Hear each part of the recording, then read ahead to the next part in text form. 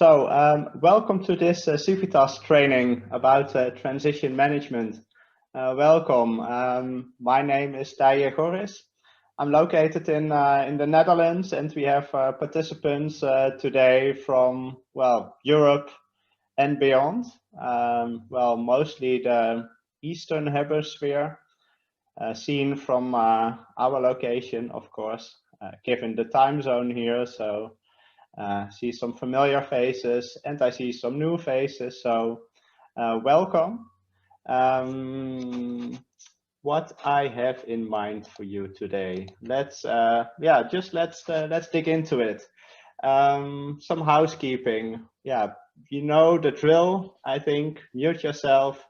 You have a lot of interaction, but it helps if you raise your hand before speaking. A tip, you can hold the spacebar to temporarily unmute yourself. We have a chat window, so while Gijs or Sophie is presenting and you have a burning question, post it in the chat so you don't forget it. And then we will have plenty of room for addressing them.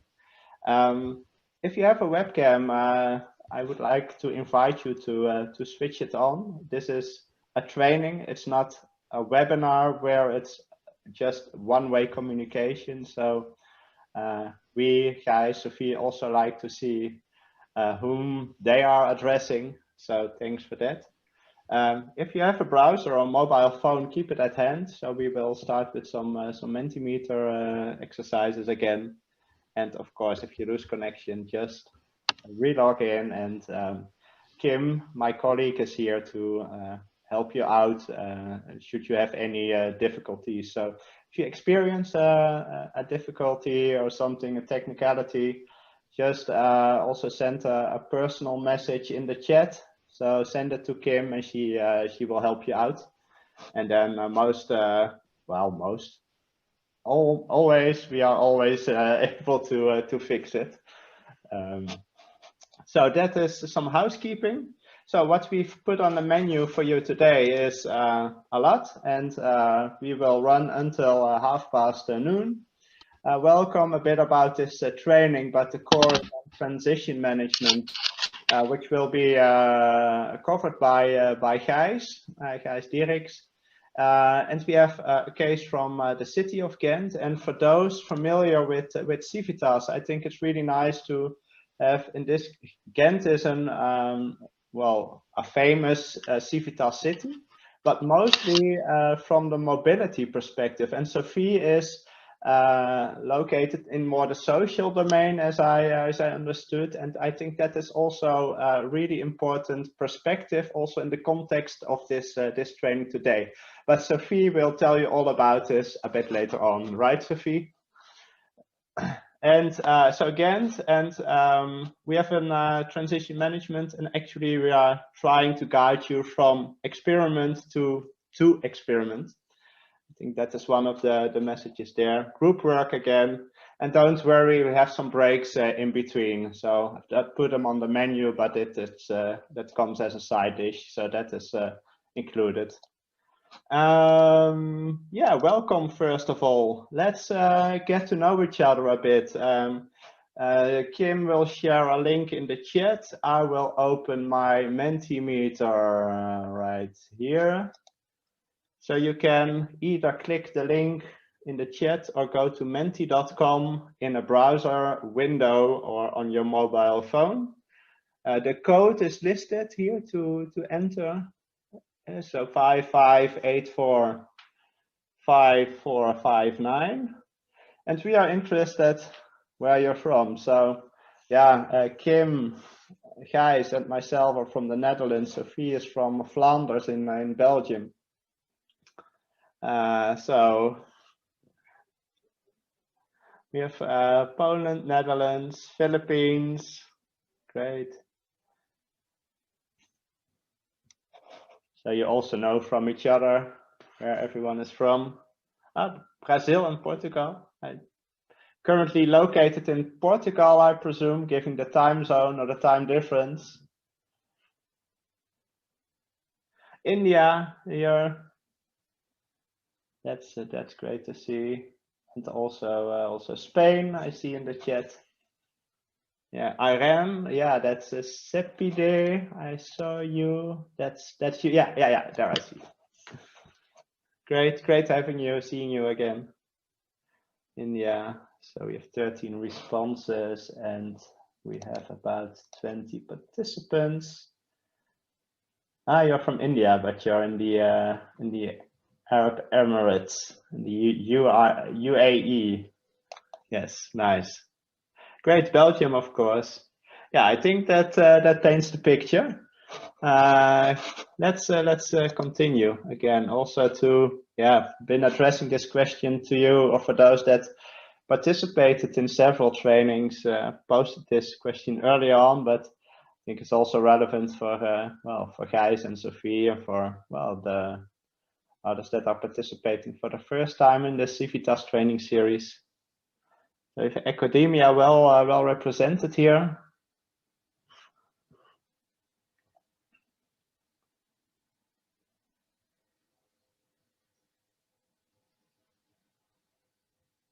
So that's of course interesting. Up till now, no further city authorities. I was wondering whether there were some cities here, cities represented.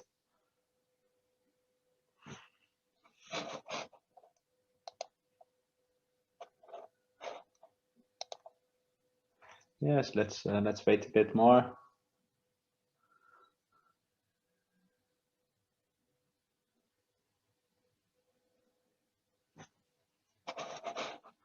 Hope it's still working for you, these Menti exercises.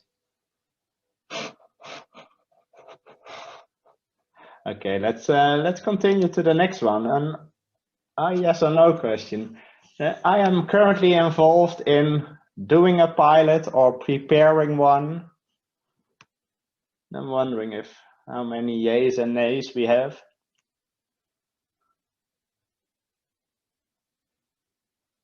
So you perhaps, well, I presume the concept, you know the concept of pilot, trialing something in a small environment, trying out and first stretch of bicycle lanes, a new parking concept, a new mobile application to test something in relation to mobility, perhaps a first charging infrastructure facility for bicycles or vehicles, doing a first last mile logistics project, doing some safety interventions perhaps. And we are quite distributed, right? 7 to 7.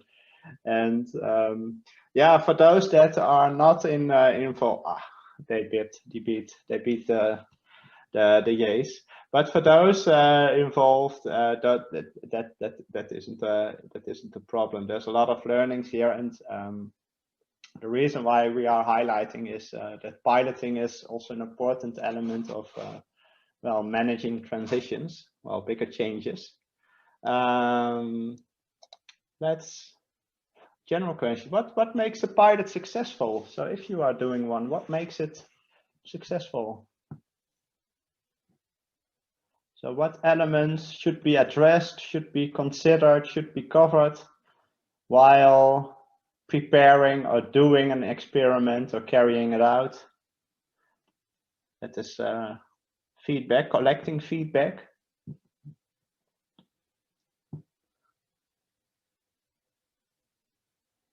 Yes, perhaps it's also an open question, of course, perhaps a difficult one.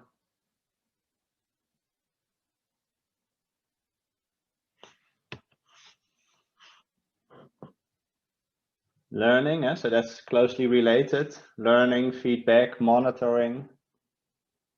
Good thing. I see some input in the chat as well, so I notice your input, Fran. Stakeholder engagement, relevant, good planning, feasibilities, explicit goals, the buy-in of key actors, so also related with engagement. So it's trialing something, but it's also perhaps trialing a new governance or trialing a new method or form of cooperation or involvement or engagement of perhaps some innovators or perhaps community or citizens or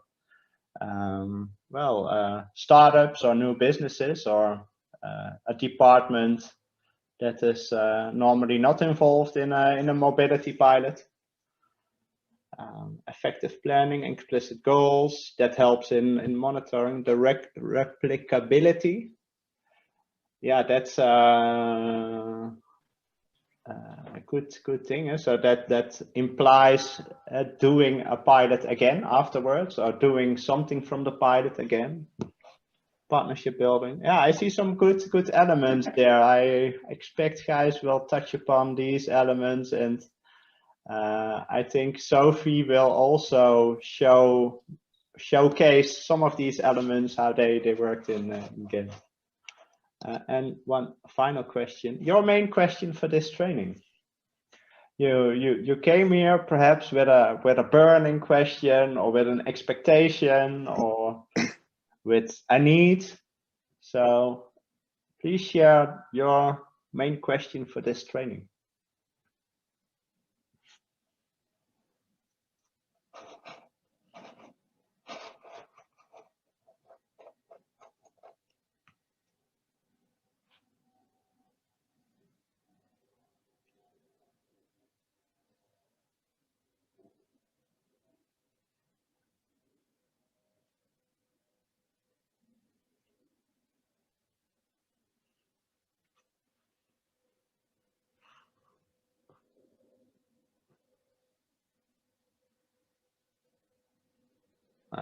Great. Yes, things are coming in.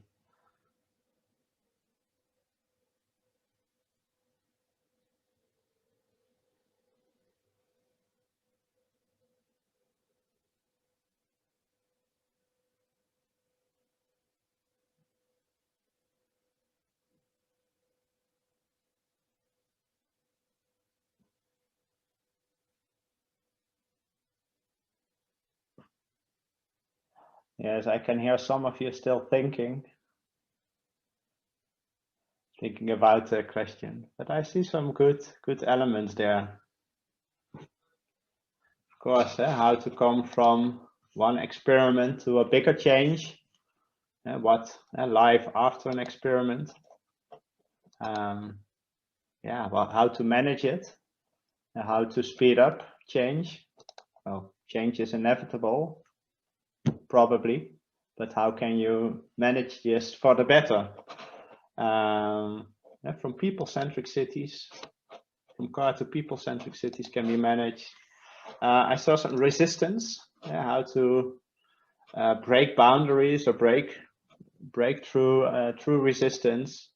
Yeah, I think some good elements there. Do you see some things that strike you guys? Well, the first thing that strikes me is that I think we're having a group of people that already knows quite a bit about experiments and what the goal of experimentation is. I also like the fact that there's a lot of focus on humans and inclusivity and human-centric design. Yeah. Yeah, hopefully I can touch upon the questions on what to do in which phase and how to include stakeholders. Yeah, I think that will be part of my talk. Perfect. But I'm first of all positively surprised by the quality of all the responses. Okay. Yeah, so that is of course we hope to address most, or if not all questions there, and of course we do not have the solutions for everything, but we hope to inspire you and to point you a bit in the right direction, right, guys?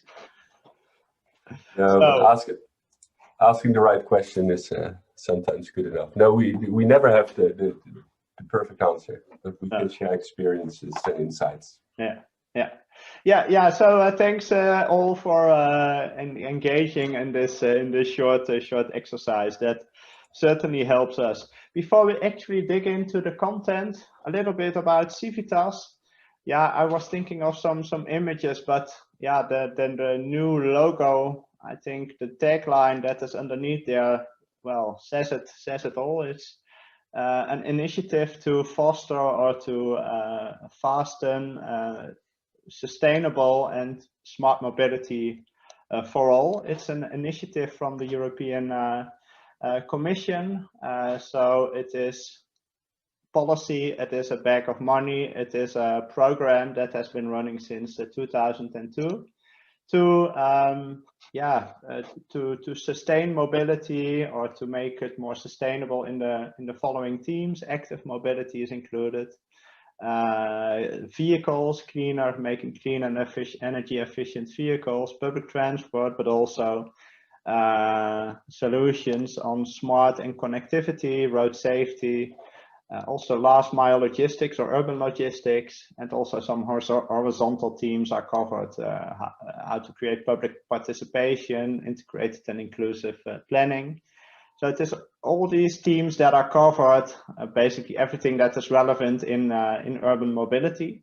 So the past 19 years, more than 900 pilots or demonstration projects have been tested. So 6 phases. So projects normally last 3 to 4 years. It's quite big projects there. A lot of cities that have been involved are also involved in the network, exchanging experiences, exchanging learnings, doing some site visit here and there to learn from each other. Quite some projects ongoing still. Most of the information, or I would really like to invite you, if you want to learn more, visit the website. There's a wealth of information there, case studies, results, and also a lot of learning materials that are available there. So this training, for example, is organized by one of the CIVITAS projects that we are involved in. But at the Learning Center page over here, you can find a wealth of e-courses, recorded webinars, etc. There's really a lot there. Why this training? And this is a little bit of personal anecdote I would like to tell you a bit about. It is a while ago, but it was, I think it's almost 10 to 15 years ago. I worked at, well, perhaps our first transition management program on sustainable mobility in the Netherlands. I worked together with colleagues of Gijs, who were laying groundwork and applying transition management theory also to the mobility domain. In that program, we try to change institutions and to institutionalize the change. In this program, we set up a lot of experiments to learn and to scale up. A lot of universities, a lot of cities, a lot of governments, a lot of private companies all work together. And it's been a while, but we had a lot of successes and failures. But both led to benefits that we are still using in the Netherlands. So you could say that this program was a sort of mini CIVITAS back then. As you can see on this slide, and you can also see it on the website, there's a lot of measures. So in CIVITAS we use the term measures, but you could say that these are pilots or demonstrations or projects or interventions. There's a lot of these measures being implemented. You can see in the top of the screen, there's 912 of these listed. And that's also the objective of CIVITAS, to carry out these experiments, but also to contribute to longer lasting success. And with this training, we really try to contribute to that. So in this training, we will introduce to you the transition management concept and tools that are part of this approach. And we would like to help you in your mobility projects and experiments and pilots with that. So helping you to understand the transition management concept and its relevance, how you can use theory, concept, and apply it in an urban mobility context. And in the end, how can you use this again to, if you're doing a pilot or project, what can you already accommodate for to increase the chances for long-lasting success. So what we have in lineup, so Gijs will, after I stop all this talking, Gijs will take over and guide you through this program. We have Sophie from the city of Ghent, and Kim, my colleague at in the CIVITAS Elevate project and at DTV Consultants, helping me out. At DTV, we do a lot of training courses in the Netherlands and beyond. I will include this in the handouts in case you like to learn more. Yeah, you can have a look at it. So this is where I really stop the talking and invite Gijs to take over. Thanks, Tije. All right, let's start with my story then on transition management and applied to mobility, because transitions is of course a broader field. We not only look at mobility, but on it's a framework, or to look at broader processes of societal change. And now Tije or Kim, you have to provide me with the rights to share my PowerPoint. Or you should stop sharing, Tije. I think that's the reason why I can't share my screen yet.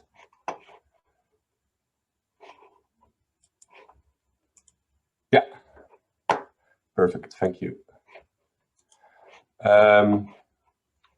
So I'll give a short talk on the background of transition thinking and its applicability to mobility, and then this will flow into Sophie's talk because she's actually going to talk about some real life experimentation that she's been doing in Ghent, and I've been hearing a lot about what's happening in Ghent. Yes. Yes, you have to. Yeah, presenter mode. Bob. Yeah. Yep. Thank you. We've been hearing a lot about Ghent. I've been hearing a lot about Ghent, but I've never heard it directly from Sophie. So I'm actually quite excited about getting to hear her story. So first, briefly about DRIFT. DRIFT stands for Dutch Research Institute for Transitions. We've been doing transition research for about 20 years now, and we are academics, part of the University of Rotterdam, Erasmus University. So we are curious about better understanding transitions and developing new theory and frameworks, but we are also citizens that are very committed to making transitions happen and constantly engaging with the topic we research. Action research it's called, or sometimes we frame ourselves as scientists. We have a clear mission that we also want to steer and accelerate these transitions. So we do not only do research, we also do a lot of advisory where we bring, well, research and practice closer together. We do education, not only students, but also professional education. And we have our arena activities where we basically move into the public domain if we think that the transition needs our voice. That can be a variety of activities, of course. And this is a really nice combination, because bringing research and practice together is not only helping practice, but it's also helping research a lot, because the most interesting research questions can be found on the ground, and they are often far ahead of what is in academic journals.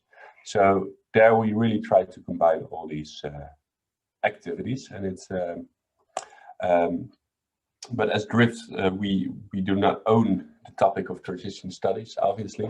So we are part of a broader academic family that's been growing rapidly over the last 10, 15 years or so. And that's now spread out globally. And together, as a community, we try to make sense of transitions. How can we better understand these complex changes, and how can we also steer and govern them? And transition studies, although it's really looking at the present, obviously, because now a lot of transitions are happening or should be happening, it gets a lot of inspiration and data from the past, because it's really interesting to look at the past, as these transitions have already happened and have been concluded. They have been finished, so you can learn more about them, because currently we do not know yet where these transitions will end up. So we've done, as an academic community, a lot of historical case studies. And one famous case study is also the transition in the past from the horse-drawn carriages to the automobile. And this is then a famous picture from it. And it shows Fifth Avenue, New York in 1900 on Easter Sunday. And you see a lot of horse-drawn carriages still. And if you really look closely, you see one car. And then about 10 years later, in 1913, it's a completely different picture. You only see cars and there's only one horse-drawn carriage around if you look closely. I think it's somewhere here, but I'm not even sure. And this is, of course, always an inspiring story, because then it shows that transitions can happen, and they can happen fast, and they have this disruptive phase where all of a sudden certain elements come together and change happens. And although this is inspiring, and then there are many more interesting elements about the story, the competition between electric cars and combustion engine that was already taking place in the early 20th century. But to me, it's not the most interesting story about the mobility transition, because this is not where it finished. In 1913, this disruptive technological breakthrough maybe had happened, but the transition itself was yet to come, if you would ask me.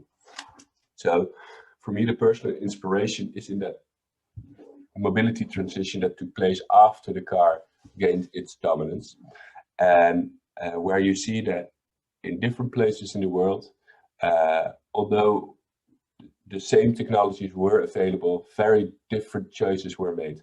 So Detroit in the US, Motor City, but US more broadly, it became a very car-dominated world, whereas in Amsterdam or other Dutch cities, this did not happen eventually, and it became more a bicycle-centered world. And these differences are in between New York and Amsterdam, but also if you look at, for instance, Brussels or Amsterdam, these differences are quite big. But also within the Netherlands, you have smaller cities like, well, that you probably won't know, like Culemborg, that is very car-centric, and Houten, that's quite next to it, that's very bicycle-centric. So that's the interesting story about transitions, that with the same technology, we make different choices, and we end up in different realities. Different models, very different outcomes. I also like this picture. On the left, you see Atlanta in the US, and on the right, you see Barcelona in Spain. And what this picture shows you is that these are cities with similar population numbers, but a completely different urban spread. So Atlanta is spread out, it's completely suburbanized, as it's called, whereas Barcelona is very dense. And this also has to do with the way people move around. In Atlanta, by far the most dominant way of transportation is the car. Biking doesn't exist, walking hardly exists. Whereas in Barcelona, public transport and walking are the main ways to move around the city, and it completely changes the way. So transitions, what this mobility transition of the past tells us, that mobility transitions or transitions in general are more than just technological change. It affects the surroundings. It's about how we deal with streets to cities. I also find this a very powerful picture on the right. What would the streets look like if you think, if you take out the car, what is left? It's very little for actual people to be there and to make use of public space. So it's not only about technology, it's about the surrounding environment. It's also changing our practices. It has to do with how we commute to work, or even how we go on holidays. The technology and mobility becomes part of our culture and identity. The car was linked to individual freedom and part of the way of life in the US, basically. To have a car is basically a part of your identity, and it's deeply rooted in society. And I've read this book about a very Dutch context again, why people take a second child, for instance. And if they take a second child, why don't they take a third child? And the author said, although jokingly, almost everyone said, well, a third child is impractical. I mean, how would I fit my family in the car? So she poses this question. At some time I wondered, like, what came first, the ideal family or the ideal car, and how did they influence each other? In transition studies, we then think of mobility not as only the technologies and the artifacts, but mobility as a socio-technical system that also is connected and deeply intertwined with things like infrastructure, market and user practices, regulations and policies, and of course also culture and symbolic meaning. And together they form the regime, the dominant ways of thinking and organizing and doing that we simply take for granted. They are so strongly interconnected that we cannot think of a different system or a different design. And in terms of mobility, this regime recently is being challenged more and more.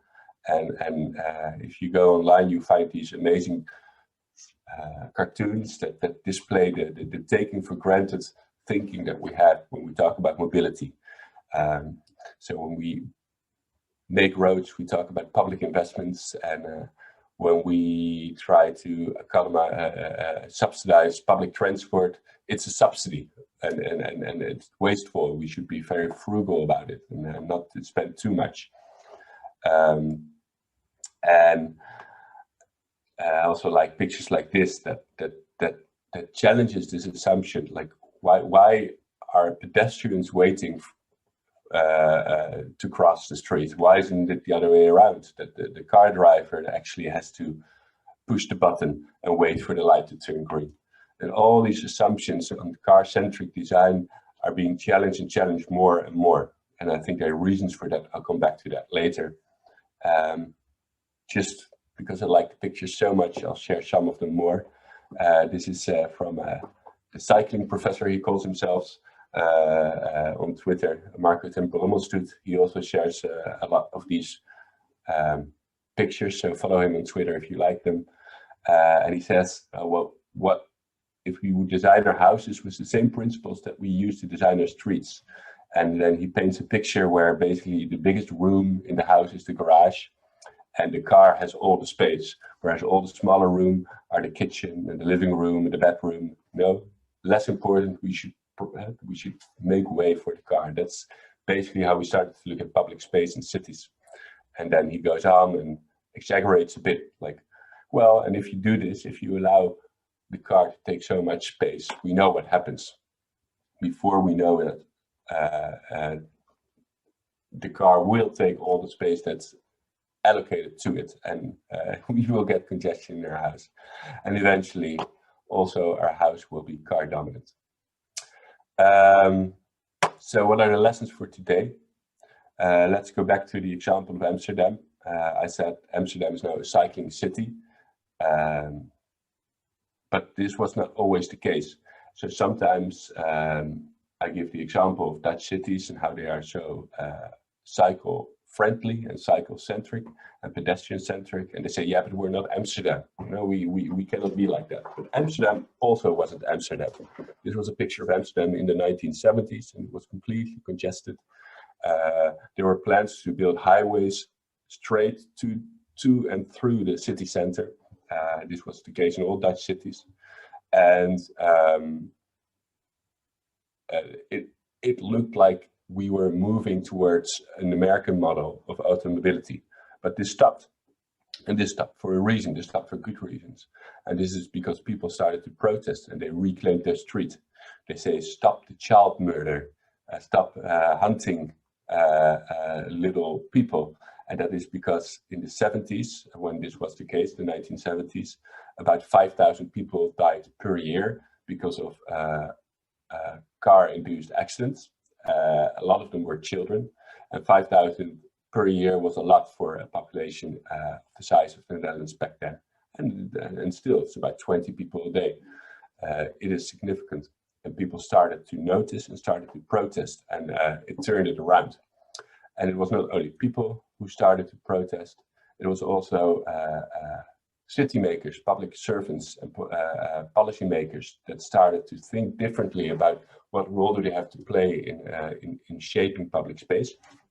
And one example that not a lot of people know about, but has been very important in reclaiming public space and not becoming car dependent, was the fact that in countries around us, you see huge supermarkets outside the city center where you can buy everything, but where you have to go to buy car. And in the Netherlands, there was a law that said if you have a supermarket and you sell food, you must be in the neighborhood of people. You need to be where people live. So you cannot just open a store somewhere outside of city. And this had a huge effect because now people for their daily shopping and their errands didn't have to be dependent on cars and could just simply use their bike. And small things, decisions on how to design your public space and base these decisions on public values has been very important in changing Amsterdam from the car-centric city it became to a more people and cycling-centric city. So what are the lessons for today? I think we now also live in a time of new technological opportunity. We are moving towards a mobility transition yet again. We have electric cars, we have electric bikes, we have micro-mobility, we have a reclaimed appetite for cycling and green public space. So there's a lot of technological opportunity, but the question is not how can we stimulate this, how can we get as much of this as soon as possible, but really to ask the question, what type of society do we want to shape with these technologies? So maybe I'll have a short intermezzo here and see to hear a bit from you, like what is the mobility transition to you if you look at the current mobility transition? And in your work, do you ever talk about the mobility transition? And what is it then you talk about? What elements are really important to you? What are we heading towards, if it's up to you? I'll continue. Do you see my slides again, Taya? Yep. All right. Transition thinking. So what are transitions then? It's a popular term at the moment. I'm not sure what it's like outside of Europe, but in Europe, it's transition front and forward. Everything seems to be a transition by now. This is a Dutch newspaper who named the next decade, the 1920s, as to be the transition 20s, the decade where a lot of societal changes come together, whether it's in agriculture, in healthcare, in energy, mobility, food. All these societal systems are looking for fundamental changes, obviously to make sure that society can stay within planetary boundaries and support livelihoods for everyone, and not just for the 1%, so to speak. So we are interested in learning more about how these changes work, and we've been calling them transitions, but we also have to be careful. Everything seems to be a transition now, which is not always the case. And transitions are not something only that are happening at this moment. It's been something that's been with us always.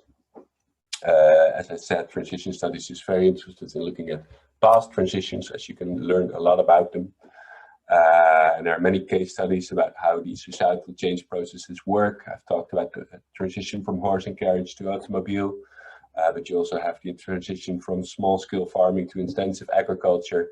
And there are also some interesting case studies that look at very specific random things, like the transition from swing music to rock and roll in the 1950s in the United States. And you think, why would you look at that? But the underlying principles are very similar to what we see happening today in energy and mobility.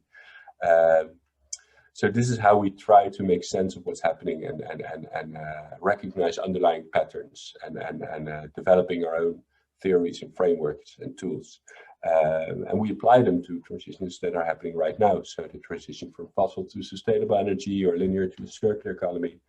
And now again, we are dealing with the transition from intensive agriculture to more nature inclusive agriculture, which is basically we are trying to fix the mistakes from the previous transitions. which is something you see more often. So it's a cyclical endeavor that you transition from one state to another, but in that new state you run into new problems, and in the end the system needs to transition yet again. So it's something that's happening all the time. It's not something that's very it's not only something that's happening now. Just as a warning, as I said, not everything is a transition, and maybe you could even argue nothing is a transition. Transition exists only in the eye of the beholder, I sometimes say, because it's just a way to look at the world and to make sense of complexity, and to get a grip on fundamental questions about how to deal with societal change and issues around power and inclusivity and technology and culture. So if you hear people that are telling you that what a transition exactly is and how it should be exactly managed, and that you can do it within a couple of years if you use the right tools of mindset, don't believe them. They are transition populist. It's a very complex topic.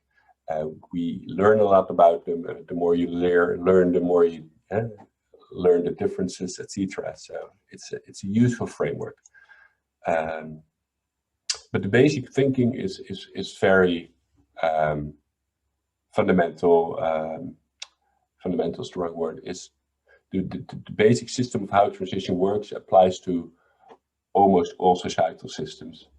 And you see this again and again and again. If you look at rock and roll music or agriculture or mobility, these patterns repeated themselves. And that is the fact that our society is organized around certain social functions. So we organize ourselves around healthcare or mobility or food or energy. So actors and technologies and cultures and practices come together, and they manage to provide food or energy or healthcare to people. And we as a modern society have become quite good at that. And we usually optimize these systems. So we make them better or more efficient or smarter and safer. And while optimizing these systems, they provide better services, but underwater, basically, persistent problems start to arise. So small solutions can easily become part of the problem because they are superficial or reactive or incremental, and they are really managing from the status quo, focus on the short term. And I think the best example of this is the highway. I use this example very often. A city grows, it demands mobility. We provide a lane for cars to easily move from A to B, but then the city grows even further, or the income rises so people can buy more cars, so the road gets more busy. And of course, you want to expand the road, so you add an extra lane. That was a great fix in the 1970s, but then this cyclical movement continues and continues, and every time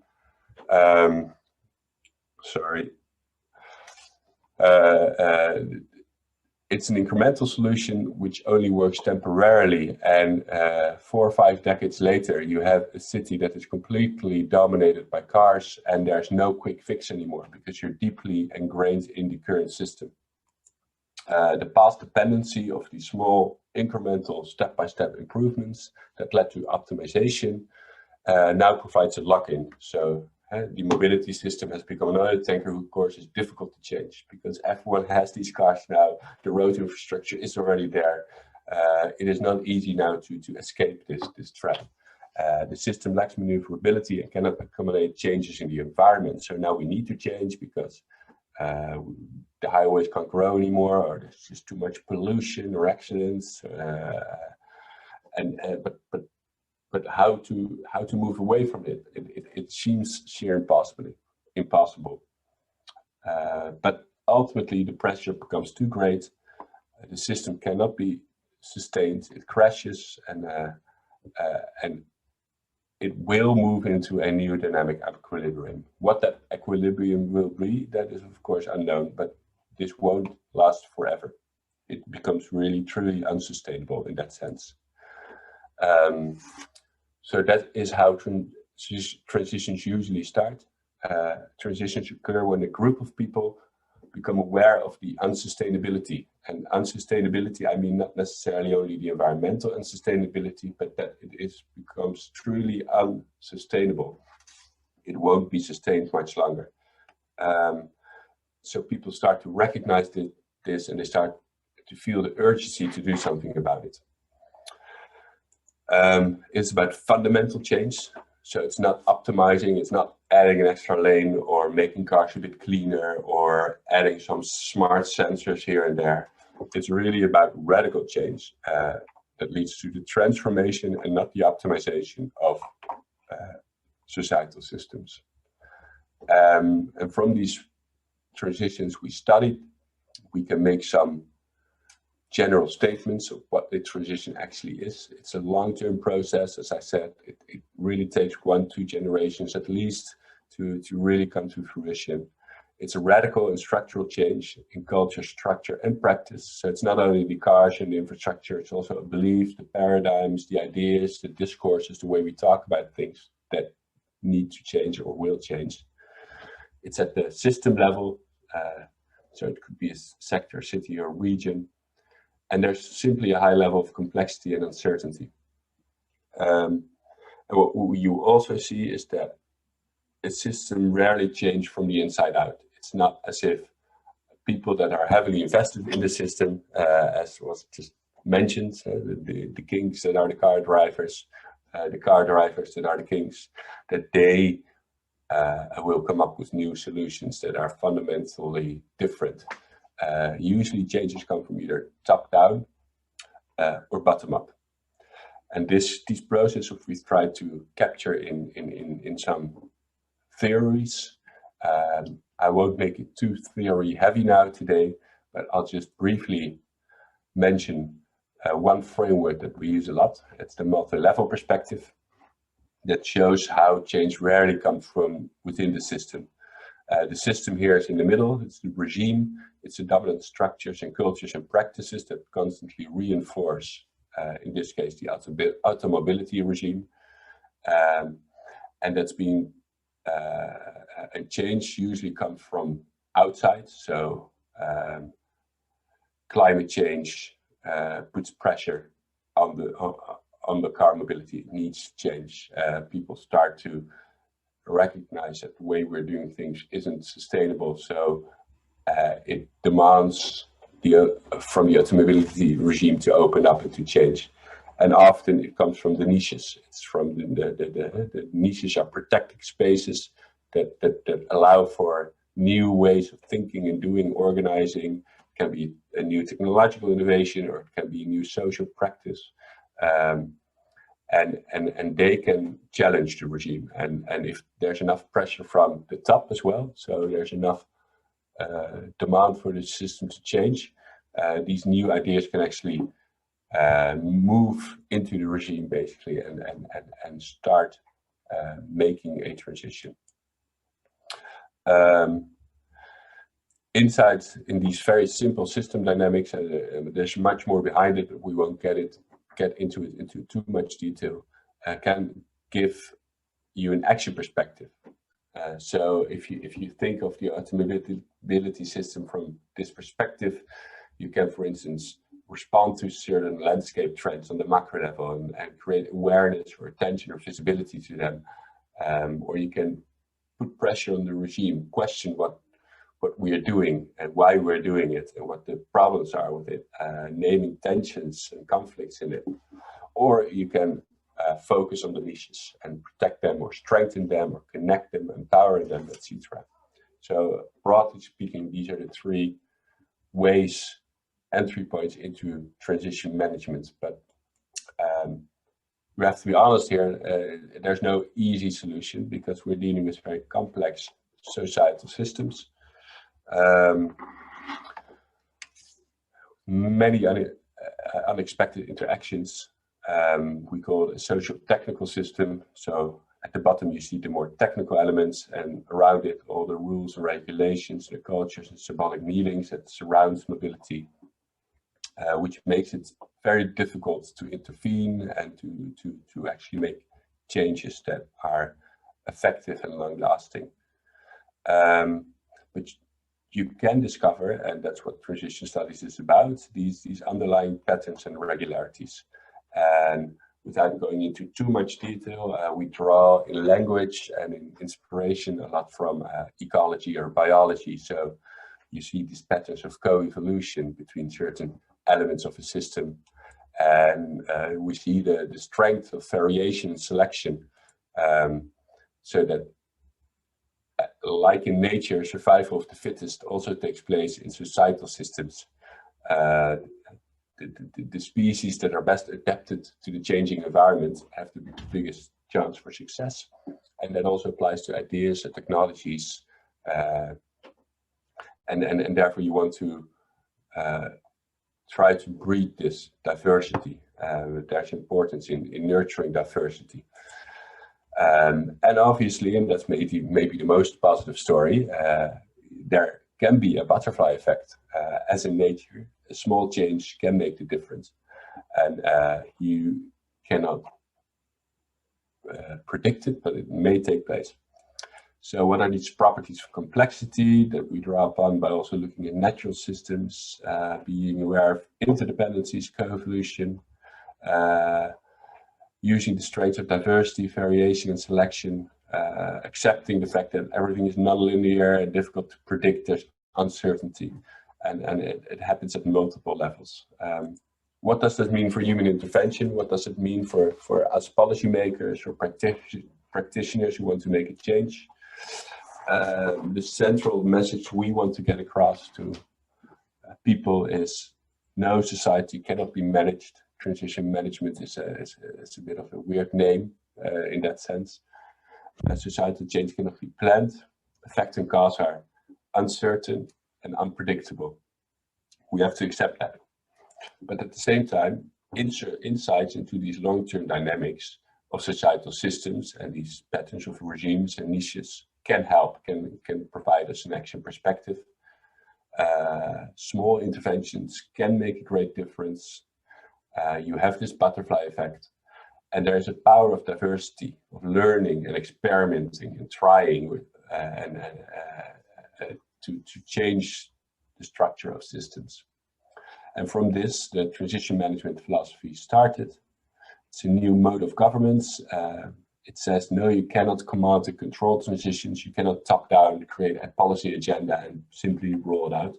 But you can trigger and accelerate transitions by playing into existing dynamics of change. So really looking not from a policy-centric position, but from a society-centric position. Who is already engaging with change? What citizen groups, what companies are actually part of this new future? How can we help them? Creating space for finding these fundamental new ways of thinking and working and organizing. So it's not only about that technology, it's about these deeper underlying structures. And when transitions slowly materialize into something bigger, it's about stimulating also that we get out of our niches and interact with the regime and try to realign the dominant practices. So beware of the pilot paradox that we only keep things small and experimenting with things. At some point, we need to interact with the kings of the road, basically. Based on these principles, we've developed instruments. It usually goes into in a pattern. You know, you first need to mobilize a network of actors that is committed to making transitions happen. Be very strategic about who you involve and how you do this, and then start to visioning, and from that visioning build a transition agenda, a shadow policy for fundamental change, I think is best way to put it. From the transition agenda, start to experiment and start to mobilize actors to actually bring this change into practice and experiment and learn and be strategic about that. And constant evaluation and monitoring is a part of it. So we have tools for each of these phases, but these tools and instruments are often, it's not a cookbook. They require customization. And I think it's very clear if you look at an Iranian or a Filipinian context that it's very different from a Dutch context. Okay, today, and then I'll give the word to Sophie. We look at one element of transition management, and that's the transition experiment. And it's a bit different from a classical experiment, as you know. It's not about testing or demonstrating a certain intervention based on a clear hypothesis. So it's not, okay, I think I want to achieve more pedestrians if I close one lane, for instance, and then you either fail or succeed. It's not as clear cut as that. The transition experiment is much more about searching, exploring, and discovering, and it's not about testing a small intervention, but it's really about exploring a different desired or possible future. And so it's not about improving the status quo, about optimizing the system, but really about breaking into the usual and making the impossible possible and tangible. That's the goal of a transition experiment. So if you're going to listen to Sophie, I want you to think of the following elements that I think makes a transition experiment successful. So obviously, yeah. If sorry to interrupt you. In terms of process, it would be good to touch upon some questions, then have a short break, and then introduce these elements before Sophie starts. So yeah, this was my final slide. So yeah, maybe that's good. Yeah, so we are all fresh on the things you are cueing us with before we start listening to Sophie. Yeah, that's fine. We can also do that. Yeah, do we have time for questions? Because I think, well, there are some good questions in the chat. I think it's good to touch upon that, and then have a short break. Sure. Afterwards. Yeah. So, do you have the chat with you, or you like me to read them? No, I have the chat here. So Diana's question is a good one. So Corona is obviously a big disruptor. It brings huge advantages. It already does, especially what I've seen, not necessarily in the Netherlands, but in cities like Paris or London, Milan, who suddenly use this crisis to make space for bikes a lot. So it's been a lot of investment in infrastructure. In the Netherlands, we had really issues with traffic and public transport, and now the Netherlands is a country of commuters, basically, because it's such a small country. Everyone commutes 5 days a week, and now due to the pandemic, it's been proven that we don't have to commute every day, and we can actually use less mobility. So that's a positive one. But I think with crisis, as it's always the case, it has two sides. And because people were scared of public transport and other people, they moved back to more individual modes of mobility. Car sales have been increasing, especially secondhand car sales. And these were really from people that usually went by train or bus and now take a car. So a crisis always offers momentum because it's destabilizing the regime in terms of the transition dynamics. So it's when you have to be really on top of things, because when it destabilizes, it's your window of opportunity for change. But we also know from Naomi Klein and shock doctrine that crises are also used by regime actors and people in power to strengthen their position. So it goes both ways, but in terms of mobility, especially in other European cities, it seems to be having quite a positive, lasting effect on reclaiming public space in cities.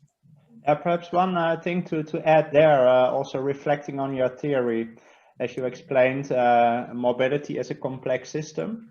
And one thing that this crisis has also contributed to home officing, and also providing evidence to, for example, managers, team leads, that their employees are able to work at home. So before the crisis, there was a lot of, well, resistance to home officing, and home officing is a solution also to, well, to fight negative effects of mobility. Siddiqui, could you mute yourself? So that is also a positive element there, that with regard to, well, culture in the context of employee-employer relation and home officing. So back to you, guys. I looked at the other questions in between. So is the transition process always initiated by communities? No. I mean, it can be government, but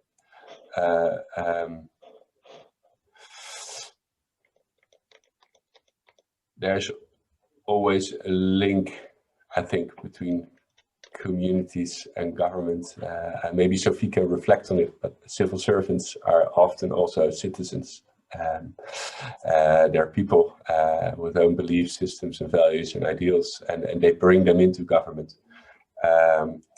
And where government has an enormous amount of power is obviously when it comes to infrastructure, and infrastructure can be a very important element of catalyzing transitions, especially in the later phase. And governments can help protect niches. So maybe they are not the innovators themselves, but they can create space for innovators to not be bothered too much by the regime rules.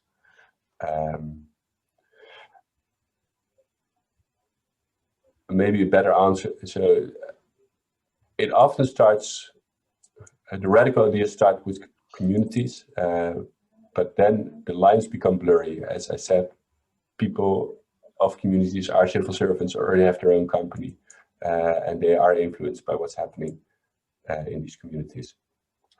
The question from Tristan, I'll take later, like, how do you know existing dynamics of change? And maybe then finally the question from Teresa, if we can move away from horse-drawn carriages to cars in a decade. I think I only showed a snapshot of that transition. I think the transitions from horse-drawn carriages to automobility started earlier, but that disruptive moment of change can happen fast. And this was only in Fifth Avenue in New York, so that was like the pinnacle of automobility at that time. I think if you now go, for instance, to places like Oslo, and you look at Oslo 10 years ago, and you look at Oslo now, you see all of a sudden the change from combustion engines to electric cars has been going quite fast there.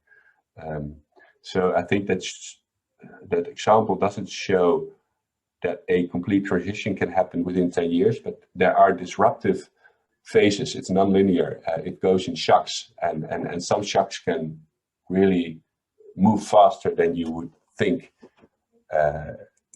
they would move faster. And hopefully this is what we see now in cities like London and Paris and Milan when it comes to mobility. But overall, no, the transition really takes time. Okay, should we have a break? Yeah, good plan. So let's break for 10 minutes, and we will meet each other again at, well, over here it's 10:22 when we see each other again. So 10 minutes from now. So see you.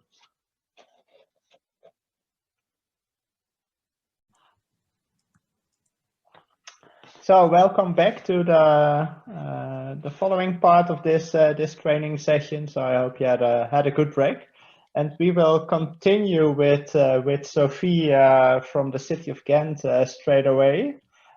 Sophie, would you like to introduce yourself a bit before we start we will start with a video, right? Yeah, you can start the video and afterwards I will. Yes, I will do myself. so. I will do so.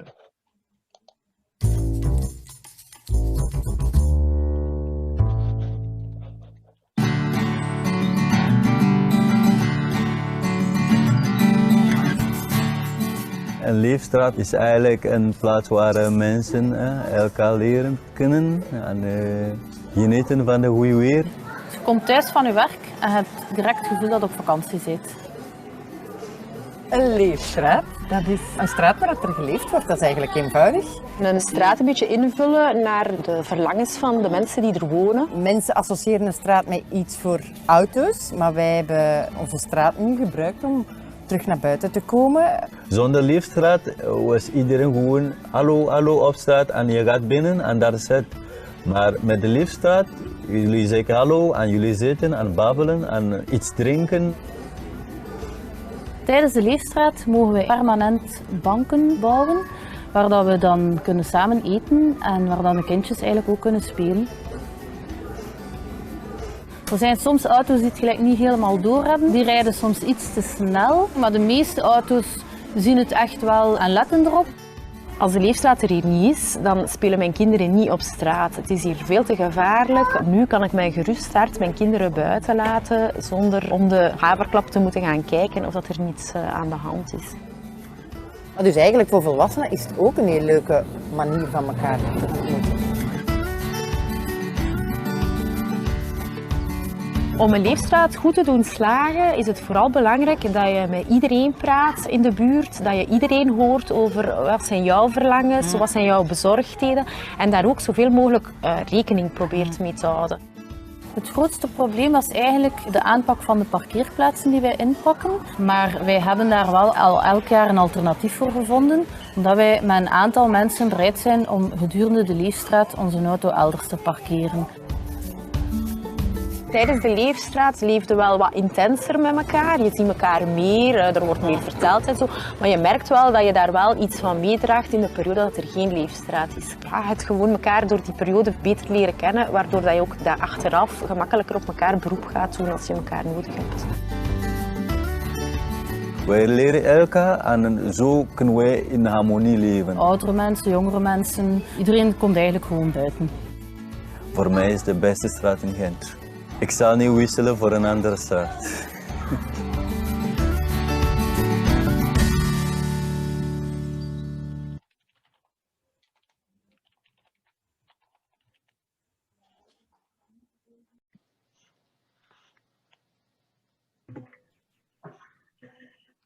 Hello, everyone. I'm Sophie. I work for the city of Ghent for the social department. And I will tell something about the start from about living streets in Ghent. And Hanne is also here. She will tell something about the living streets now. It started all in 2012. The alderman from Environment asked his civil servant to give him some ideas how Ghent would look like as a climate neutral city in 2050. And instead of invent some ideas behind his desk, they started a transition arena with different people, civil servants, people from companies, people from public transport, and even citizens. And they came together during 1 year to get an answer to the question, how would Ghent look like as a climate neutral city in 2050?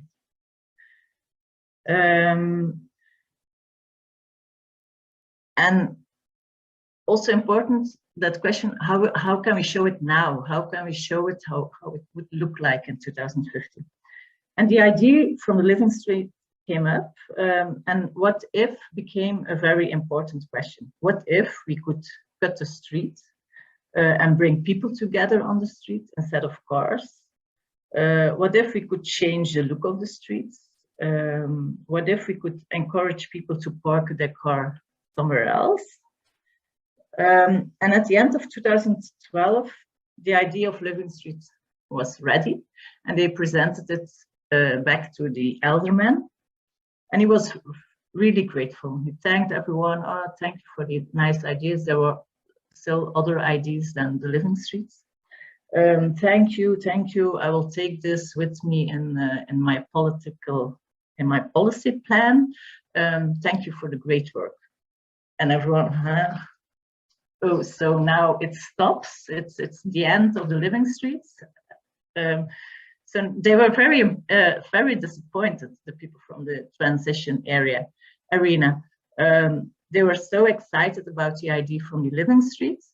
They wanted to try it. It looks nice on paper, but would it work in reality? So they organized themselves in a non-profit organization, the Trojan Lab, and they got the promise from the major and the element that they could try it. No one knew how it would be, but they could try it, and the city of Ghent won't make it impossible. They couldn't tell if they could help but they promised we won't make it impossible. So in 2013, the first 2 living streets were a fact, and it were 2 streets. They changed their street for 1 month. And it was a really special project because nobody has done this before. It were the citizens worked together with the civil servants, with the politicians. Citizens talked with the people from the garbage collections to look for solving problems. Volunteers from the Trojan Lab made a new traffic plan. They tried out car sharing. They looked for alternatives for parking spaces, and they did it all together. It was not the city who did their thing or the civil servants. Yeah, it was all together and all together thinking about solutions. So the Trojan Lab organized another 3 editions, small streets, big streets, crowded areas, every kind of streets. And with everyone together, find solutions, issues of mobility, shared mobility, circulation,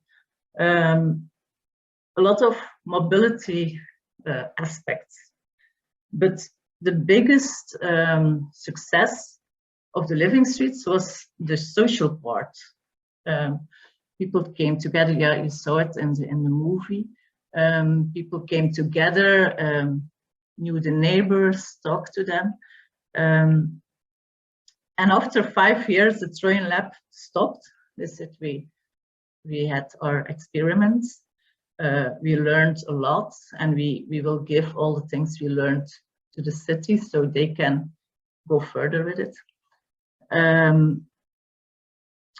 But the city of Ghent, and especially the social department, they said it's so a nice project. It's so nice. People come out again. They take care for each other. They have a real chat. They help each other. So the social department decided if the Trojan Lab stops with living streets, we're gonna take it over. And I worked for the Trojan Lab, and then I switched to the city of Ghent. So I started working for the city, and the experiment turned into a project from the city of Ghent. But I'm glad that we could keep the spirit from the beginning, from the Trojan Lab, from the experiment, and we still use the power of the experiment. And the most important aspect and success from the living streets is that the living streets start in the street.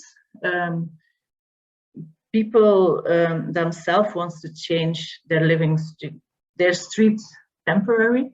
So they started with 1 month, but the living streets now sometimes are for 6 months maximum. But when they want to change their street, we give them the command to talk to everyone. They have to ring at every doorbell. and talk to the neighbors with the question, how do you like, what do you like now in your streets? Where are you afraid of? What don't you like? What do you want to try during the living street? And so they make their own plan. They do it all together. They look for a solution.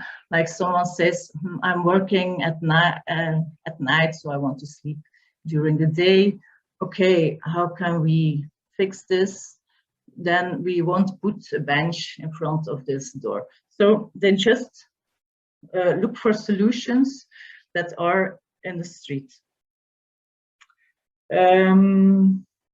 Yeah, I think this is the most important thing. Now, when the streets in Ghent are redesigned, some elements of the living streets come back in those plans. And also it happens that there is an idea of a redesign street, and they ask the people of the street, can you try some things out?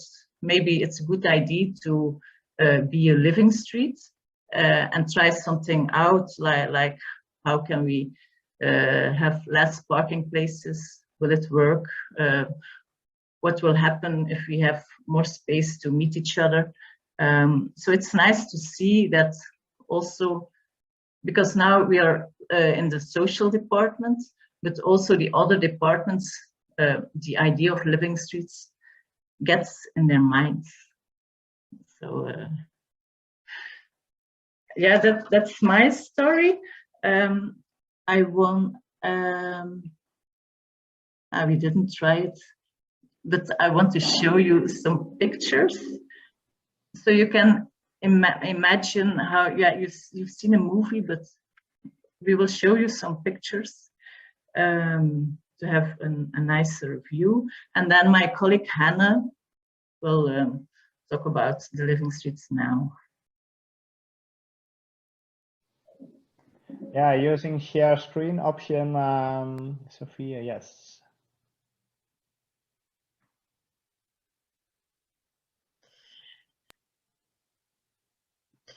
Okay, in the meanwhile, I will give you an update about the living streets now in 2021. So at this moment, we are organizing over 35 living streets, living squares, living gardens, different projects. So due to Corona, the lack of public space became really visible, but also your neighbors, the neighbors became extra important, and the possibility to spend time outside, not too far from your home, and especially for people without a garden or a balcony. So all these things together made this year a very popular year for the living streets. We had a lot of extra streets that were interested. But also the local politicians became interested in these low-profile places of social interaction. So we were asked to organize 10 more living squares. So not only in the streets, but also in squares and parks and any public space that is available. So the living streets are in a living street, the neighbors take the lead. So it's really a bottom-up project. We support them and we help them out to make the best living street. But it's their responsibility. But contrary to those living streets, the living squares and gardens are more a collaboration between the neighbors, the city of Ghent, but also the local shopkeepers. It can be a community workers, so different profile. That makes it also interesting. And lately we've been choosing to put on a lot of living squares next to social housing or social apartments.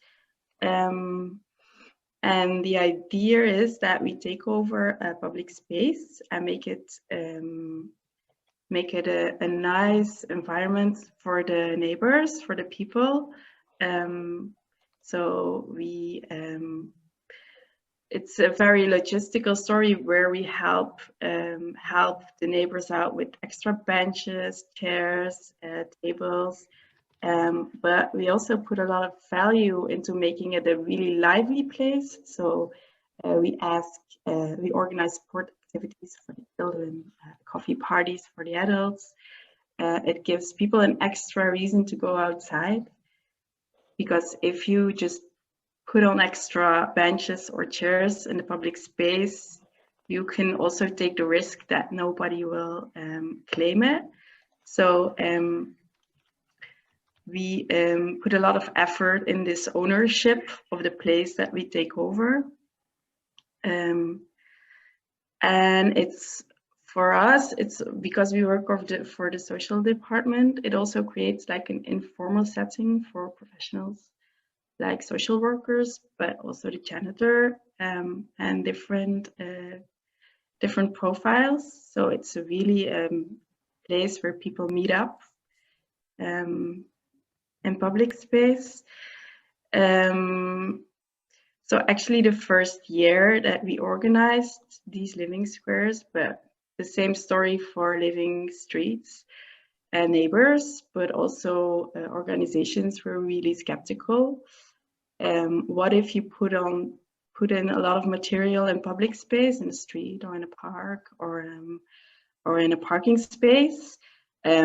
Won't those things be stolen, or the benches will be trashed, or there will be too much noise? Youngsters will take over the place. But actually we never had any big problems, which is the really fun part about this experiment. Nothing was stolen. Sometimes we had small problems, but because we put a lot of value to the ownership, everybody feels responsible for their living street or living square. So it's their spot. So if they want to stop the living streets, we can stop. But if they want to expand, we can also expand. So we make it really a project of the neighborhoods, which is, I think, the key of the success of this story. So we were also often asked for how do we get the permit? Actually our department, the social department, takes the lead, but it's definitely a collaboration between different services and different departments. As Sophie already explained, we work with the police, we work with the fire department, the Department of Gardening, Facility Management, Public Works, Mobility, Logistics. There are over 10 different departments.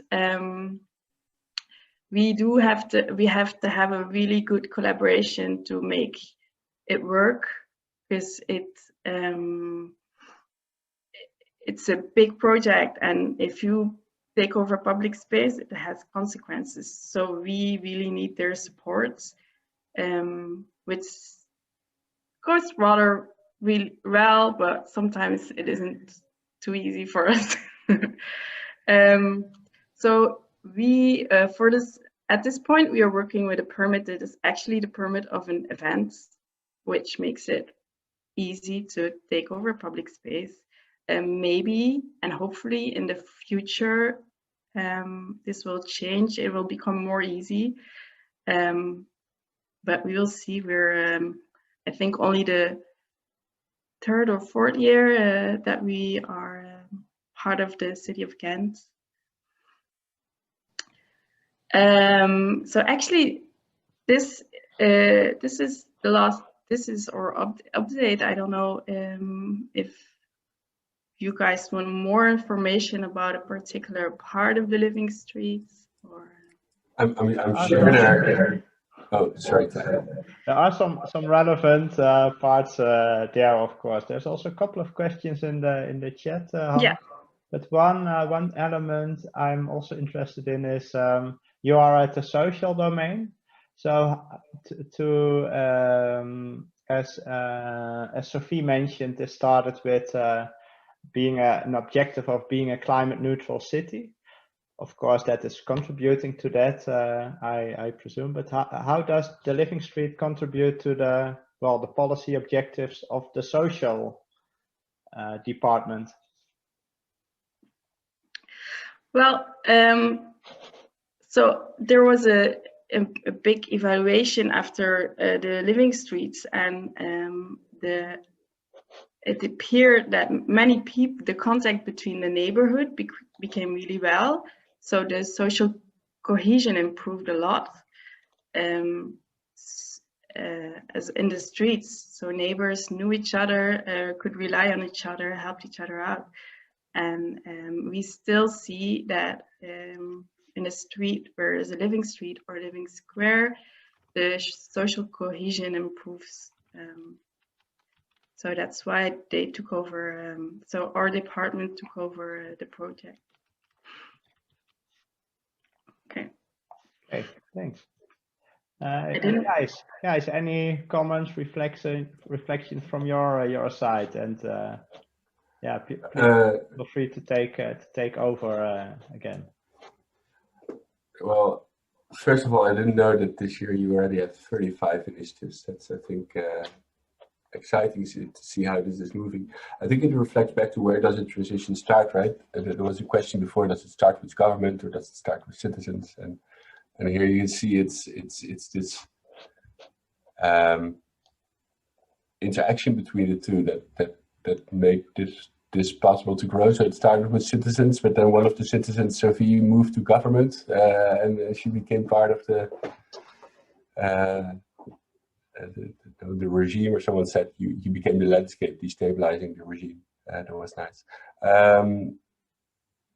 And I really like that that even after a couple of years, every year you still are not just simply repeating the experiment, but are trying to bring in new elements and really use it as a living lab and test out new things and see how people react to it. I really do like Piotr's question though, because this is something that must be familiar to you. Like, don't people just want parking? Yes, that's indeed every year it comes back. We still we ask if they put away 5 parking places. We are going to look together with citizens if there is an alternative where they can park.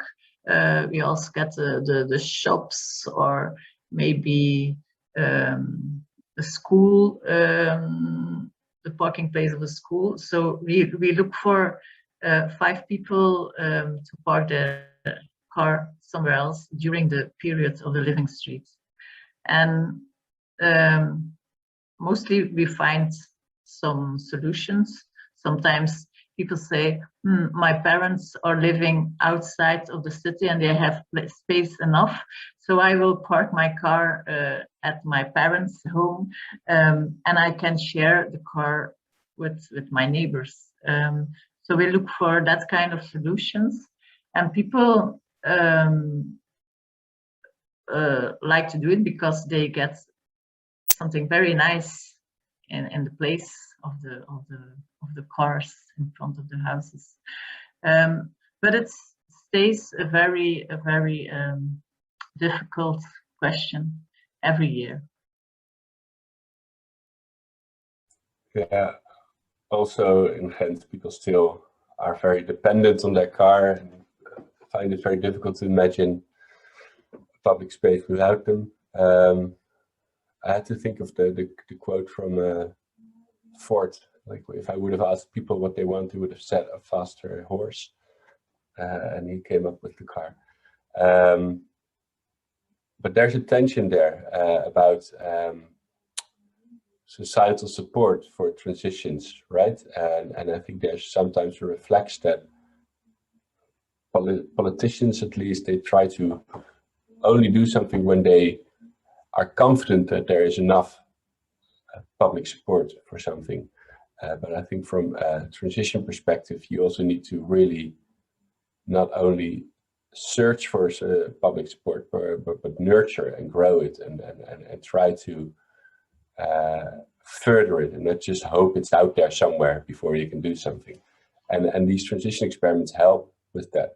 In Rotterdam, we've done it as well, where the first pilot, I think, went wrong because they really started to ask everyone, would you like this? Or can I do it here? And after a while, they said, well, we're just going to do it somewhere. And then if people want to complain, we are open for their concerns, and we have a discussion with them. And it is a bit provocative, even from a government, to take that approach, but it did work because they were very open for the discussions and concerns, and they did respond to them, but only not to mitigate all risks up front, but also to stand behind their policy and just dare to say we're going to do this because we think it's needed. But there's always a tension there, and every discussion about mobility comes down to people concerned about their parking, I feel. Okay, let's reflect a bit on your experiment maybe. Are there more questions? That we maybe... Oh, Hannah, you're already responding to all the questions. Thanks. So then maybe, that's great. We can reflect on your story from a more theoretical perspective. Maybe that could be a nice way in. Then I'll present something on how we look at transition experiments and how we try to assess the transformative potential of an experiment, and maybe discuss this briefly, apply this to the case of Ghent in a small breakout, and then come back together and ask Hannah and Sophie some questions about this. So I'll briefly share my slides again.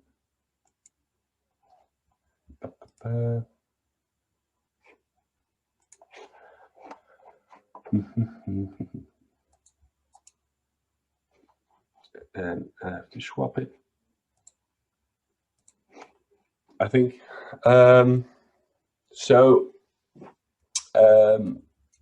What makes a transition experiment, I think, difficult, and I'm curious to hear Sophie's and Hannah's approach to this, is how do you justify what you're doing, and how do you measure its effect and the results, because eventually you want to achieve something and not only try something out.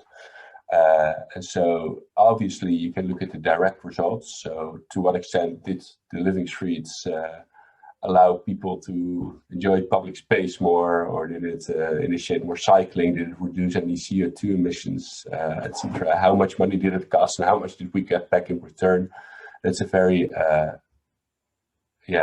direct way of looking at results.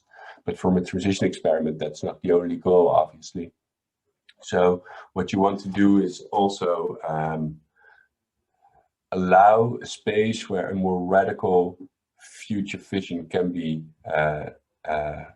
laid out and be experienced. So something that's fundamentally different from the status quo, something making the impossible possible, in line with a more desired future, completely away from locking things like parking and congestion and stuff like that.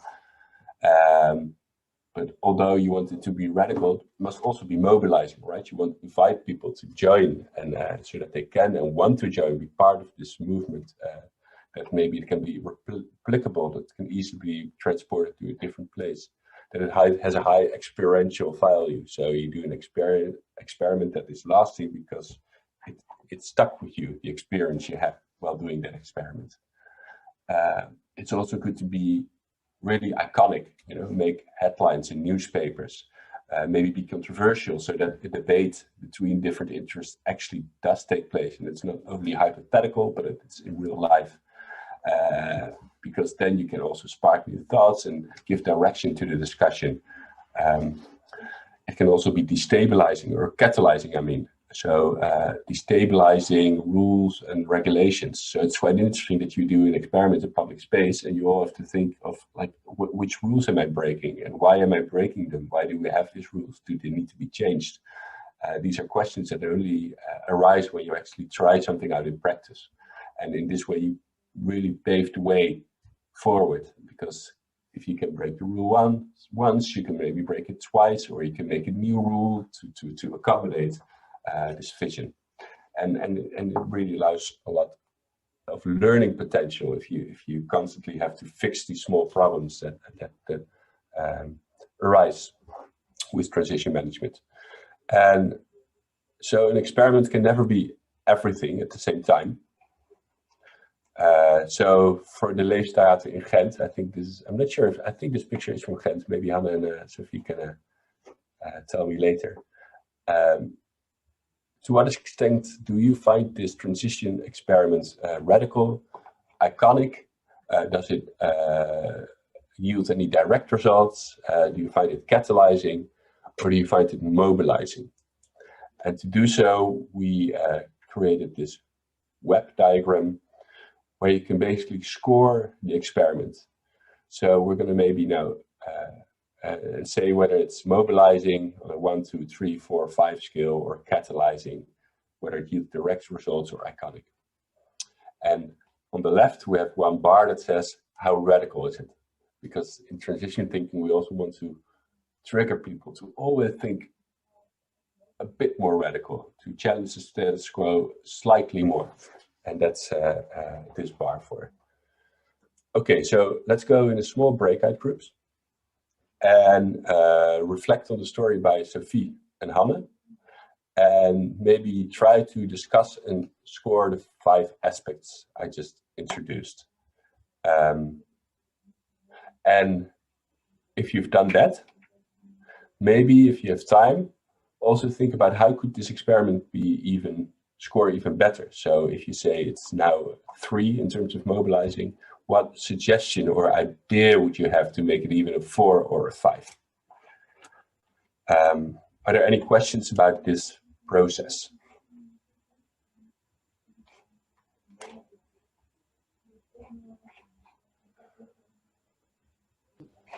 No, not yet. So don't hesitate to share your questions right now. While you are in the breakout rooms, Gijs and I, we will and perhaps Sophie and Hannah as well will perhaps join you and hop along the groups. We have some background information available through a Google Docs. Kim, could you share the link to this Google Drive, please? Yes, Sure. it's there. So click on this link before you enter a breakout room. Entering a breakout room, you will, once we open it, you will receive a short pop-up window in your screen. So just click the blue button, join. So that's very easy. The discussion on what we just had. And then I'm curious also to hear the responses from Sophie and Hannah. So I'll just start with the subgroup I was in, because I think that was a very interesting discussion. We started to score like how radical or iconic is this experiment now. But the question immediately came, to whom is this radical or iconic? Because should we assess this from the Belgium, Ghent perspective, or from my own perspective in Greece, Poland, Philippines, Ireland? And we soon came to the conclusion that these are very different answers. So it was very difficult to assess. And the general impression in our group was, and please do correct me, is that this would be in these different contexts, in these specific countries I just mentioned, very iconic and very radical, and maybe a bit too, in the sense that they didn't see it feasible for this to actually take place. And someone shared the story that they actually tried this for a couple of years, and it just, like, there was too much resistance to actually make this happen. And I just want to connect this to the story I wanted to tell, because at some point these transition experiments can be diffused and repeated, and they are replicable. And I think the Ghent story is a showcase of that, because Hanne and Sophie told us that they have 35 leefstraten now in Ghent, but these are not the only places anymore. It's been a very popular concept in the Netherlands as well. And during the Corona lockdown, different Dutch cities started holiday streets, where they said, okay, there's a lockdown, we'll be staying at home, but let's make our home a more holiday feel. So they reclaimed the streets. But this is then maybe a very similar context still to the Belgian context, right? And it's very different from the contexts I just talked about. So this assessment, this experiment is too radical, but that the conclusion is that then in your own context, you have to look for a project that is just radical and just iconic enough, but also still acceptable in the public eye. And what that is might differ for each context. And no academic scholar can tell you what it is, because no one knows the context as good as the people that live there.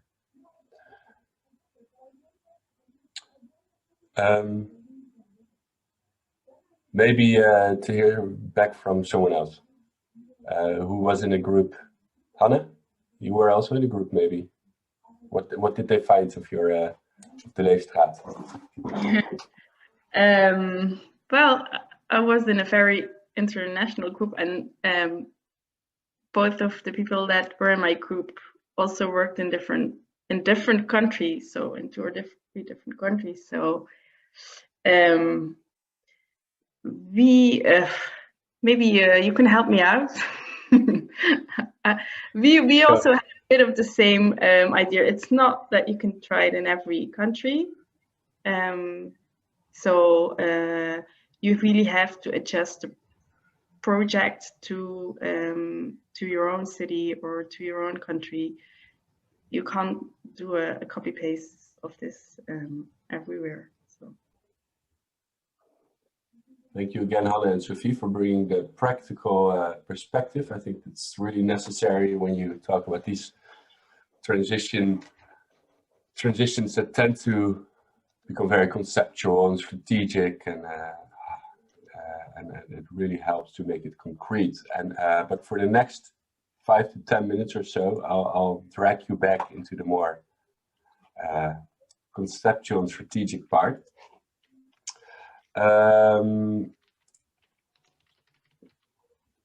reflect on that a bit with you. So we have one more breakout where we can meet others and share experience. Let's see, my slides were a bit weird before. Let's see how they are now. Sorry.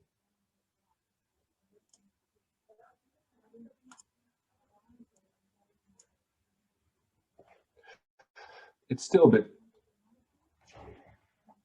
weird, isn't it, Kim? It seems no, it's better. It's better? Yes. Okay, let's see how it goes. All right. So we talked about experimentation. It's one part of transition management, but an important part, because transitions are about long-term processes, big visions about the future, and desired transitions in a completely new reality. And how do you translate that big thinking to acting now? And you can do that with an experiment, and an experiment can be big or small, depending on the context. But it's also every time searching for what could be a good experiment. But it's also about doing and learning from it. And of course, you want some direct results, but it's mostly also an instrument for mobilizing and communication about that desired future, to start to have the discussion about the direction of travel, the different transition pathways possible. It's really about learning what this transition is really about. So yes, maybe it's about public space, but all of a sudden it also became about social meeting. You don't know that beforehand, what these catalyzers of a transition can be. And in the end, experiments are also simply projects, and you can make a project into a more experimental form, add some experimental elements, and you of course hope that an experiment won't be a standalone thing. You hope for some super spreading events, that the experiment may grow or mushroom, as we've seen with the Leefstraten. But there is a problem with this focus on experimentation and pilots and innovation, and it is that we get stuck in this innovation bias, that we constantly search for new things and new solutions, new practices. Whereas in terms of mobility, there's most of what we do is 150 years old. If you look at public transport or bikes or etc. So I want to address that last issue now with you a bit. As I said, transitions are long-term processes, and they are often conceptualized in terms of an S-curve. So you have a long period of pre-development where you have these niches where people are trying new things, are trying to shake up the regime, are showing a different realities possible, are experimenting with new technologies, new actors, etc. But for a long time, this is below the radar, and at some point the pressure becomes too high and these niches do scale up, and there's a tipping phase and a sudden burst in the transition movement, moving it further. And so it's not linear, it goes in a non-linear direction, and this is a very clean picture. Obviously it can be much more messy, but this is the general idea behind it, and this is a comforting picture, of course, right? Because you can focus on these dynamics of dynamics of build-up and innovation. So yes, we start in the niche with experimentation, radical new practices, radical new thinking, and then we move to the next phase where we connecting the different alternatives, where they become more visible and acceptable for a broader audience. And then you go into this phase of emergence where new structures become visible, rules and regulations adapt to the new normal. The need for transition is broadly acceptable. It's no discussion on if, but more on how. And in the end, you institutionalize and you settle down again. The new normal is there. You sort of solidify the new structures, and it's more about tweaking and optimizing and accommodating all the societal change that is then happening around you.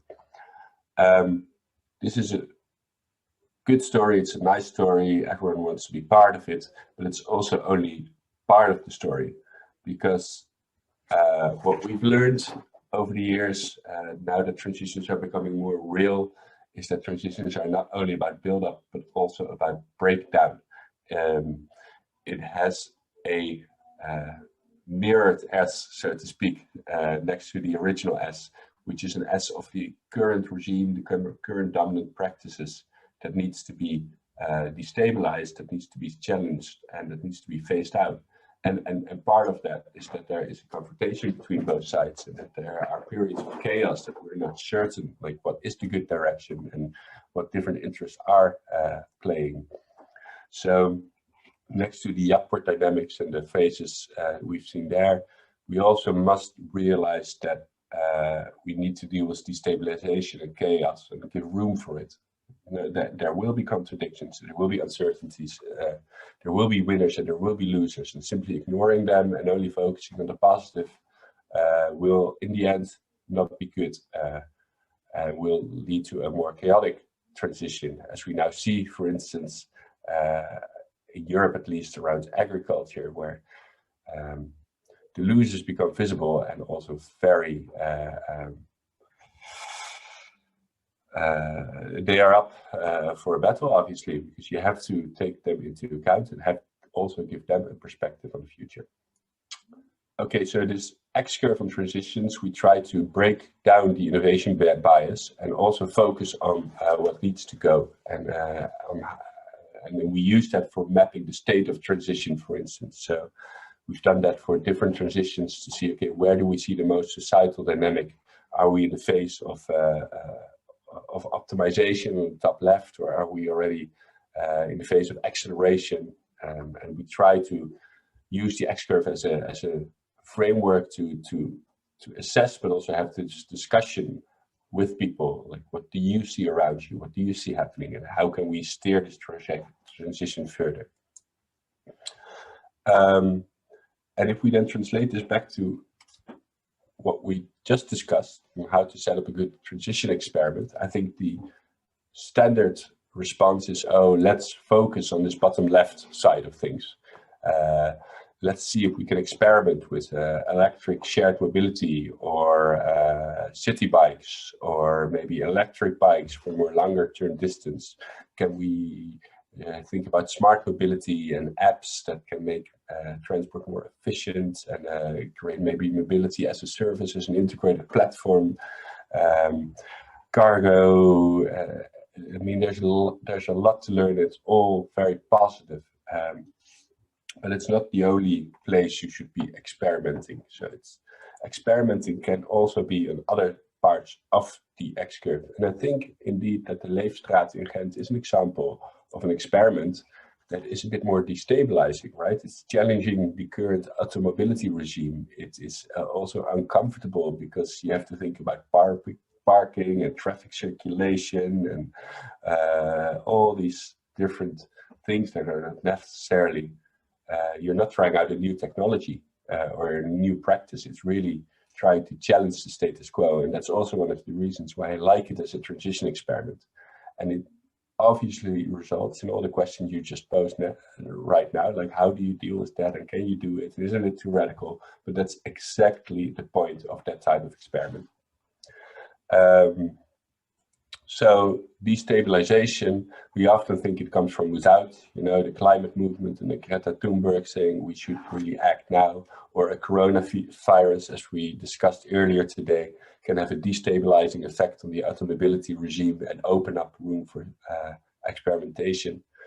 But destabilization can also come from within policy, from within city makers, policymakers that want to challenge the current status quo and give room for new ideas. So as I said, I think the living street is one part of it.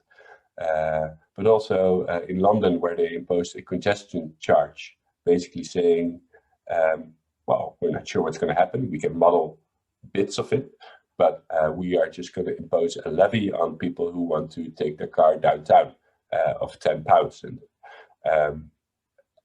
And they didn't know what would happen, and a lot of people were concerned. But they always said, we're going to try and see what happens and learn from it and adjust if that is really needed, if it really becomes clear there are too many losers or the city goes into mayhem, whatever. And the Netherlands, they're now lowering speed of the maximum speed of cars, which I also think is an interesting movement. I think over the last 50 years, it's only become higher and higher, and now we're trying to lower and lower it again, both within cities, but also on highways. I think that's also destabilizing in a way. So there is much more you can do to further transition other than simply focus on the new and the upcoming. So that's the part I want to give to you in this final bit of the presentation. Think beyond the innovation bias and reflect on these questions, right? If you look at the transition from an X-curve perspective, if you look at both build up and breakdown, think in your own context what needs to be built up, but also what needs to be changed, what is part of the now and should maybe be adapted in a way that it can also be part of the new normal, and also seriously investigate what needs to go. And I think for the discussion, it would also be nice to reflect on where do you currently, are you currently active on? Are you someone who works mainly on build up, or are you also someone who works on phase out, and how do you do this? I'm curious to hear what your local experiences are. I think that is my question for the breakout number 2. But again, I think what people shared also is small examples of change happening in their cities and why this was successful or not. And although small, hopefully these are some seeds of change. Yeah, and maybe we need, but that's my personal agenda, maybe we need some more guerrilla activists in mobility that are just trying to challenge mobility a bit further with a lot of humor and puns. I'll share something with that later with you from, I think, some students in the US who are challenging all these big cars by then walking in front of them and then acting as if they have to maneuver around something, and then the people in the cars wonder like what is going on there, because they can't see because their car is too ridiculously big, and then they have to get out of their car, and then there's nothing there because they were just acting. I think these puns are also just a fun way to share your frustration with this car mobility, the dominance of it. I'll share the videos later. Yeah, great to learn about your reflections, your discussions. So also hope it was interesting for you also to share across countries, share across borders, across cultures, of course. But I think there's a lot of similarities in there. If we're talking about sustainable mobility or sustainable development, it is evident that you sooner or less have to deal with resistance and change, and that's not a natural thing for us as humans to do, of course, to change, because in the end we are quite lazy people. So that is why we develop habits, of course, and altering them is difficult, but it is possible. So I hope that with the examples Gijs has shown that it is possible. Ghent has proved good examples. You hear a dog barking at the background probably, so it's he was quite quiet during the training, but now he's a bit fed up of being at ease. So that's a cue for me to wrap up, of course. No, but Ghent with proving a good example. I also shared some great movies done by Street Films about the traffic circulation plan, but also overcoming resistance, political resistance there. Another example currently across the world is pop-up bicycle lanes being transferred into permanent ones. So that is again an example of pop-up lanes being installed due to a crisis. So nothing beats a good crisis over there. But it also shows that also to the regime players that it is possible, and that it is possible that we can do with a little less parking spaces or a traffic lane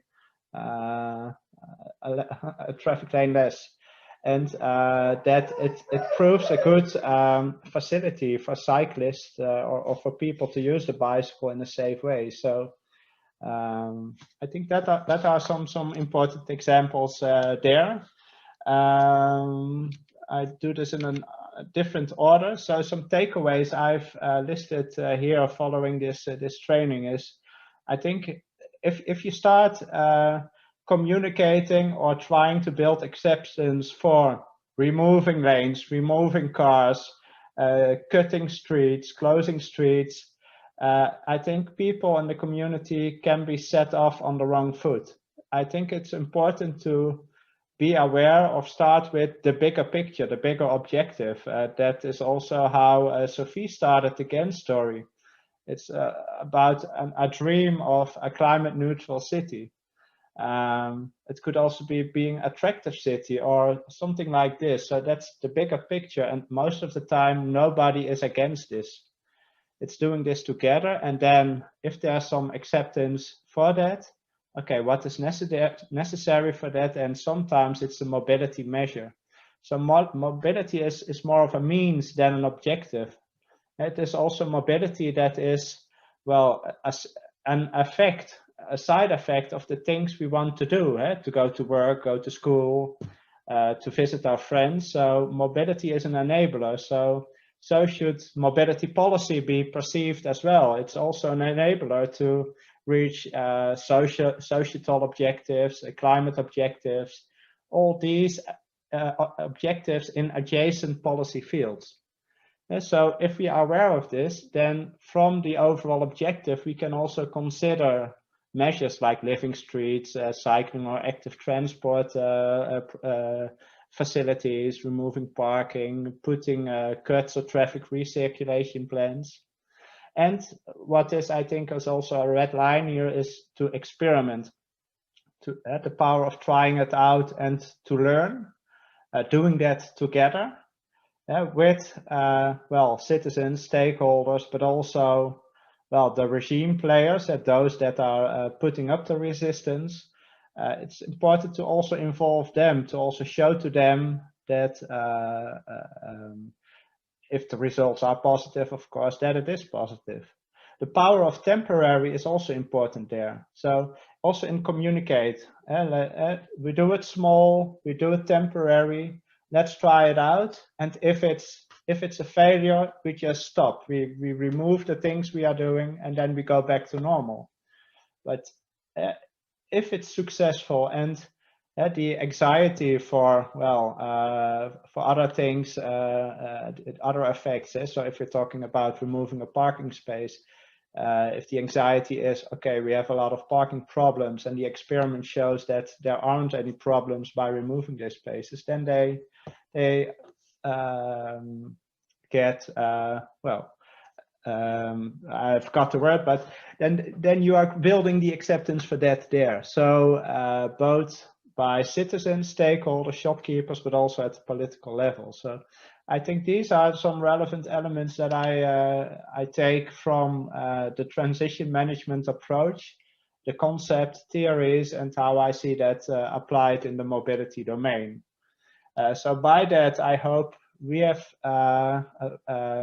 met our promises to you, to provide you with some understanding of the transition management concept, its relevance, how we can use it in the urban mobility context, and how applying this could also build to longer lasting success of our CIVITAS projects, our pilots, our demonstration projects, etc. We will circulate the handouts of this. We will take a bit more time to prepare or make available the recording, so you can watch this all back if you like. And what I really would like you to do is also to fill in our survey. So Kim, if you could share it in the chat, perhaps it's already there. Yes, I see it. Thanks for that. So it only takes a couple of minutes. So if you can do it straight away, then you will not be bothered by this again. So a couple of questions there. Let me go in front, so that's that. And then we have, this was the third in a series of 4, a third training in our CIVITAS summer training series.